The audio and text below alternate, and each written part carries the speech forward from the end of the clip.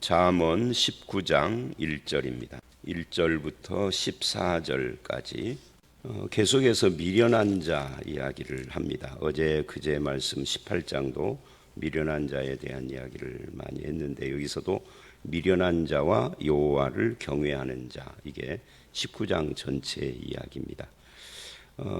그리고 이제 그 중에 1절로 3절은 가난한 사람, 가난해도 성실한 자와 미련한 자를 대조를 하고 있습니다.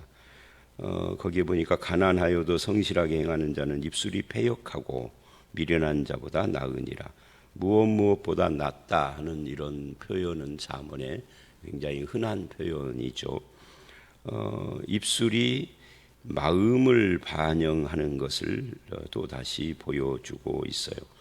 그러니까 입술이 패역하고 미련한 자와 성실한 자를 대조할 때 그 마음의 태도가 그렇게 드러난다 하는 것이죠.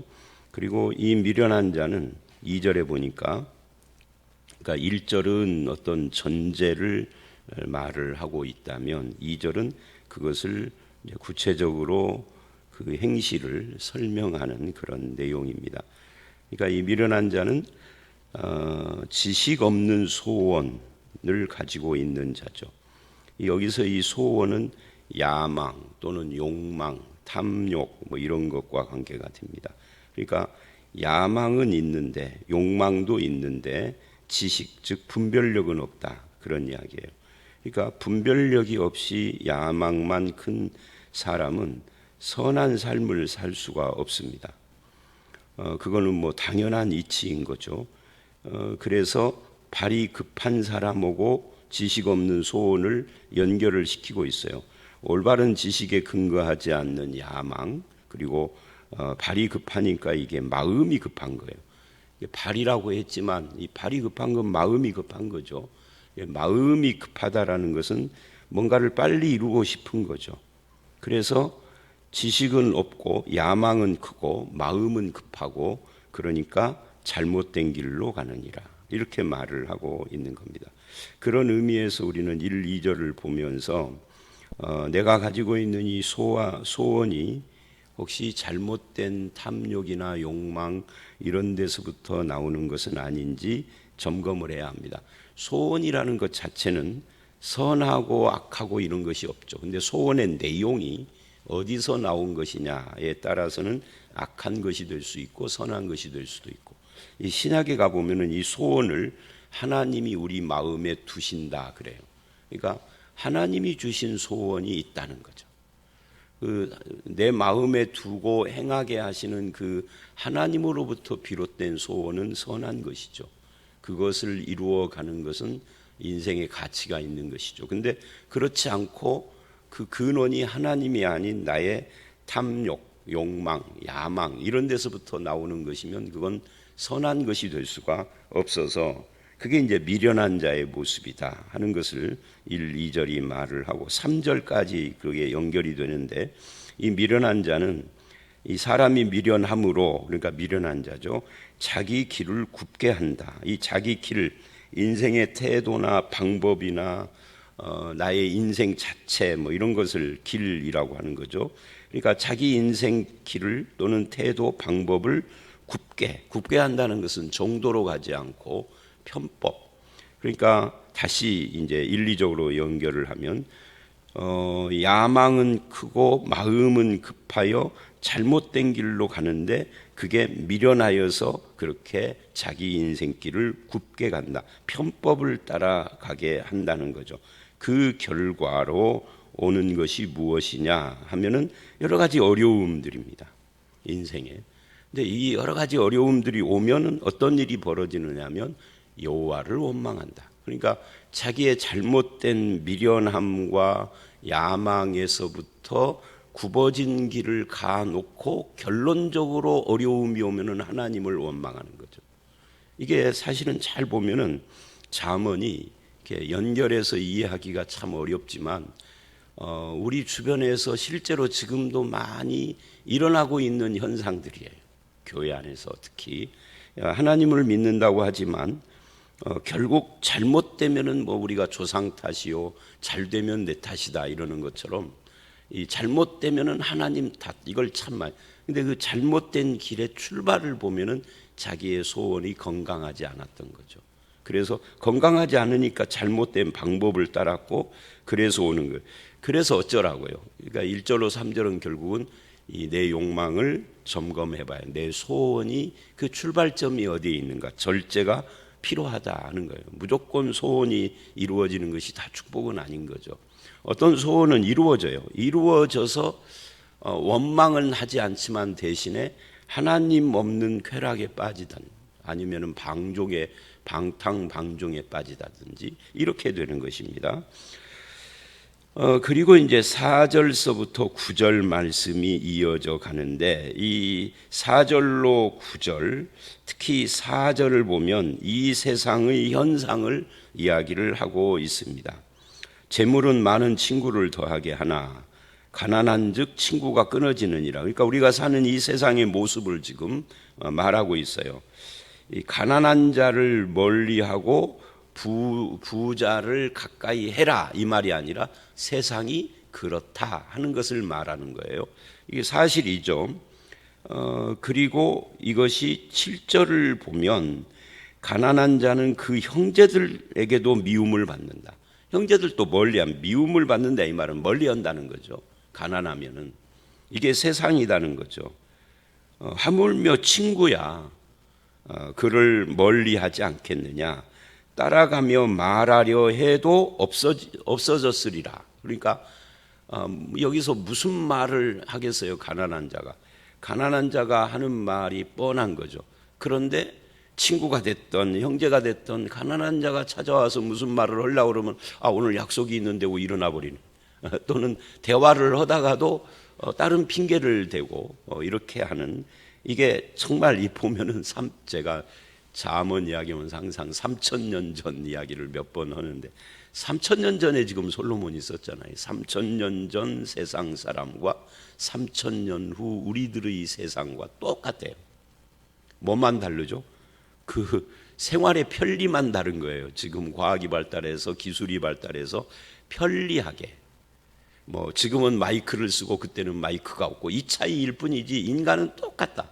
인간은 하나도 안 변했다. 죄인은 그냥 죄인인 거죠. 그래서 그들이 만들어 놓은 세상을 지금 쭉 설명해 가고 있는 거예요. 다시 5절로 가보면은, 그래서 거짓말을 해서라도 뭐를 한다는 거예요? 부와 권력을 얻으려고 한다. 이게 5절이에요. 거짓 증인은 벌을 면하지 못할 것이고 거짓말을 하는 자도 피하지 못하리라. 근데 갑자기 뭐 재물은 친구를 어쩌고 하다가 왜 거짓말 이야기가 나오느냐는 거죠. 그래서 사람들이 거짓을 해서라도 세상에서 뭐를 얻으려고 하는 겁니다. 근데 9절을 가보면 이 거짓 증인은, 그러니까 5절은 5절서부터 9절이 이렇게 연결이 된 거죠. 벌을 면하지 못할 것이 거짓말을 뱉는 자는 망할. 그러니까 5절과 9절을 어떻게 보면 양쪽 기둥을 세우는 것처럼 이렇게 또 거의 비슷한 이야기를 지금 하고 있는 거죠. 그러니까 누군가가 거짓을 통해서라도 재물을 얻으려고 그러고 세상에서 뭔가를 해보려고 하는 그런 일들이 벌어지고 있음을 말하고 있는 겁니다. 그래서 6절도 누군가에게 선물을 주는 것을 이야기를 하는데, 너그러운 사람에게는 은혜를 구하는 자가 많고 선물 주기를 좋아하는 자에게는 사람마다 친구가 되느니라. 이 친구가 된다 하는 것과 4절, 7절 서로 연결이 되죠. 그러니까 누군가에게 선물을 줄 수 있는 사람은 누구겠어요? 그 사람은 부유한 사람이죠.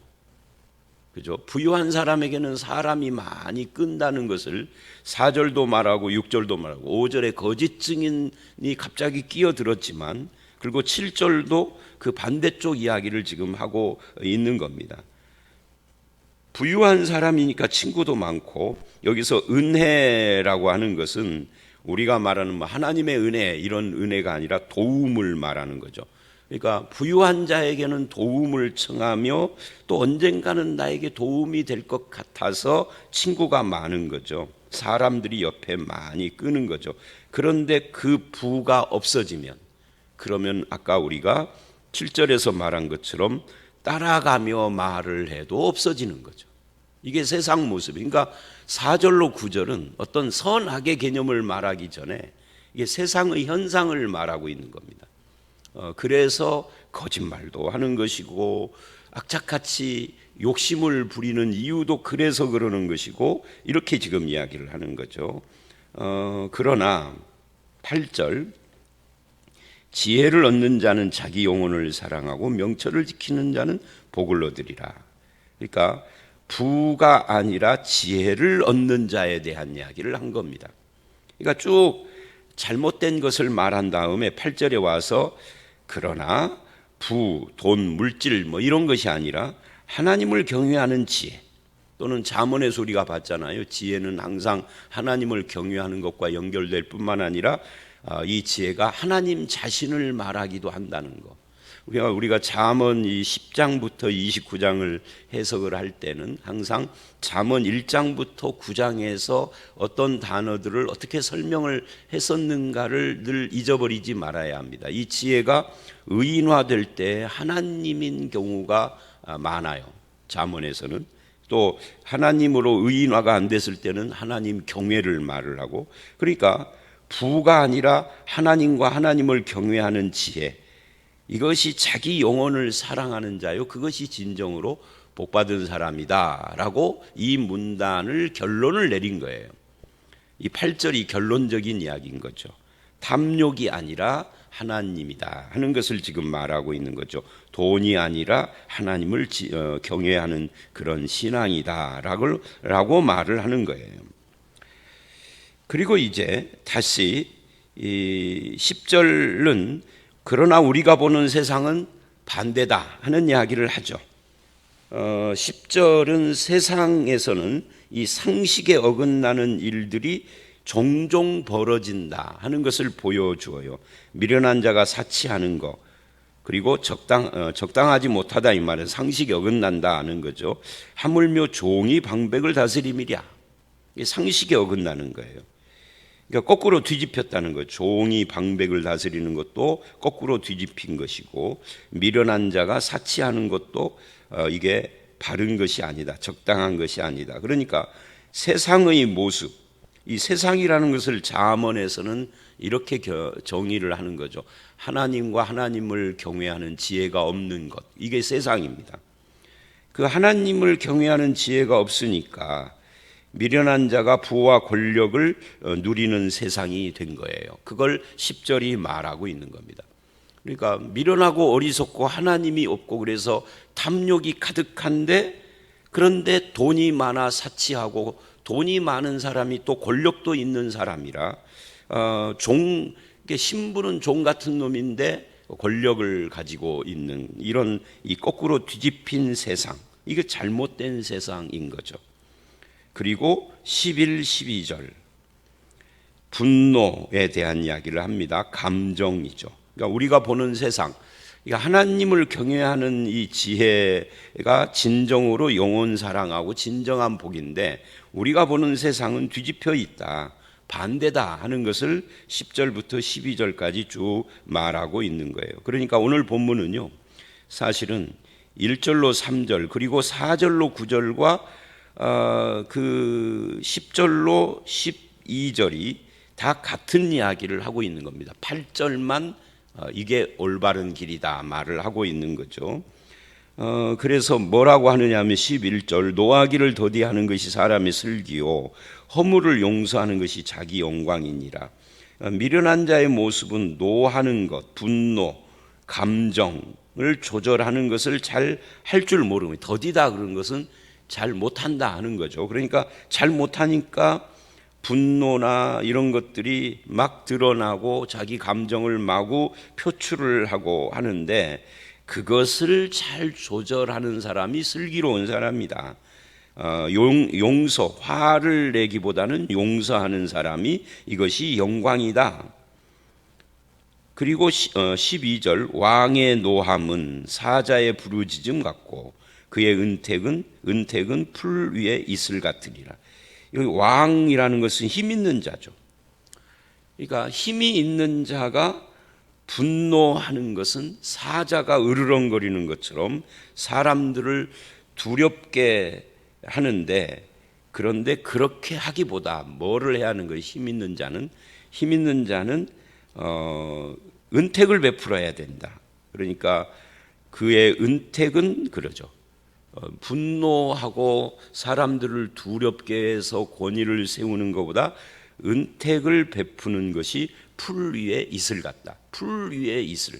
이 이슬이 풀 위에 내려서 그 이슬로 인하여서 풀이 자라나고 열매를 맺고 하는 것처럼 그런 일들을 해야지, 자기에게 준 것을 그 힘을 가지고 막 감정을 조절을 못해서 사람들을 막 그 분노로 다스리려고 하는 이런 것들을 11, 12절은 지적을 하고 있는 겁니다. 이것도 세상의 모습을 그대로 표현하고 있는 거죠. 그리고 이제 마무리를 13, 14절에 가정 이야기로 해요. 그러니까 11, 12절의 이 국가 이야기와 13, 14절의 가정 이야기로 마무리를 한다는 것은 참 의미가 있죠.